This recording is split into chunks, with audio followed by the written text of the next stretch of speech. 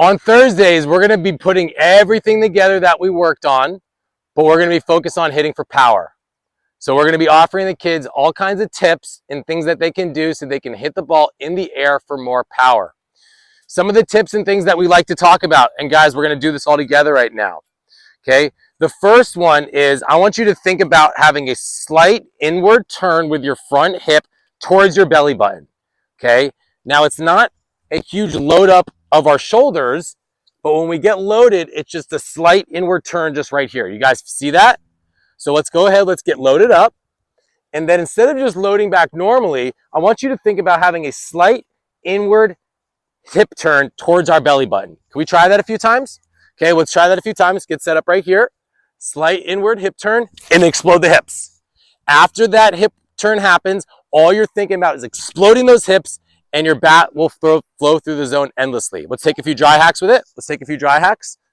Okay, see it, Tommy? Slight inward turn. Good. Good. Slight inward turn to right there. Good. Very nice. Slight bend, more bend in those knees. More bend in those knees. Bend in those knees. Good. Slight inward turn right here. Good. And then explode. Very nice. The other thing that we're going to talk about with them is what we like to call the Vladimir Guerrero or the Barry Bonds drill. You guys will be right here. And what I want you guys to do right here is we're just going to do this with our bat. What this allows us to do is it gets a little bit more separation because the hands are coming back a little bit, but it also allows for some bat lag because when we do this and we tip the bat of the pitch, that allows us to throw the hands first, and then that bat head has no choice but to catch up. So what we're going to do, guys, let's all get set up right here, and we're just going to whip that bat and tip it towards the pitcher, load back, and explode. Okay, let's try it a few more times, just like Barry Bonds right here. Nice and loose, and explode. Very nice.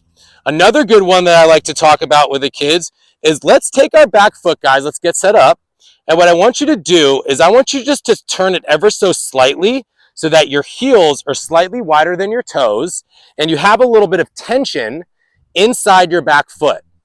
Okay? This might allow you to unload that back hip a little easier and explode off that back side. So let's go ahead and let's sort of screw that back foot into the ground a little bit so that it's sort of facing the pitcher a little bit more.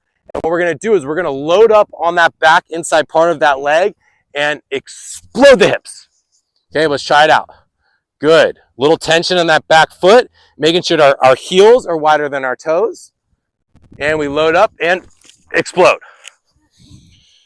Very nice. The last one that we could talk about for getting more power, because power, boys, comes from the hips.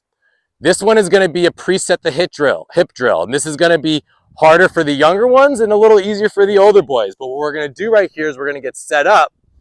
Okay, and then the first move we're going to do, guys, this is challenging. Let's try it out. Is we're going to get low to stride. But then what we're going to do is we're going to start that hip first. Okay, but our hands stay back. And then we swing. Okay, let's try that a few times. Okay, load and stride, hip goes, very nice, and then explode. Good. We know that the kinetic sequence that we want to follow, guys, get in your stance with me real quick. It's going to be like this. We load and stride, boom, we get to a launch position. Remember, launch position about the width of a bat.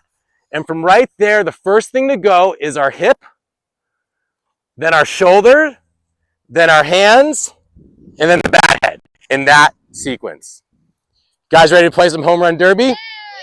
On this drill on day 4, we like to work on home run derby. It's going to be 1 point for every ball that's hit over the fence, but players can rob it as well. Good old-fashioned home run derby. Again, our goal is to hit the ball in the air, and we do that by getting on plane with the pitch, slightly undercutting the center half of the ball, and swinging as hard as possible, boys.